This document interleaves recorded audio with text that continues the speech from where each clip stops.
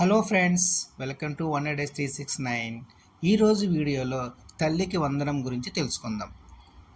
వైఎస్ఆర్ గవర్నమెంట్లో అమ్మఒడి పథకం కింద ఇంటికి ఒకరికి మాత్రమే సంవత్సరానికి 15,000 రూపాయలు ఇచ్చేవాళ్ళండి. అయితే టీడీపీ కూటమి అధికారంలోకి వచ్చిన తర్వాత అమ్మఒడి పథకానికి తల్లికి వందనం అనే పేరుతో ఈ పథకాన్ని తీసుకురావడం జరిగింది.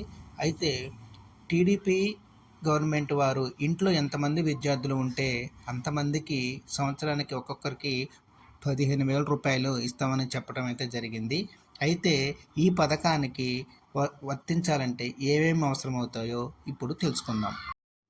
Aadhaar card, ration card, income certificate, ఈ 3 సర్టిఫికెట్లు తప్పనిసరిగా ఉండాలండి. అయితే 4-వీలర్ ఉన్నవారికి ఈ పథకం వర్తించదండి. అలాగే ఇంట్లో తండ్రి కానీ తల్లికి కానీ ప్రభుత్వ ఉద్యోగం ఉన్నట్లయితే వాళ్ళు కూడా ఈ పథకానికి వర్తించదు. దీనికి సంబంధించిన నోటిఫికేషన్ జూలై చివరి వారంలో వచ్చే అవకాశం ఉన్నట్టుగా వార్తలు అయితే వస్తున్నాయి.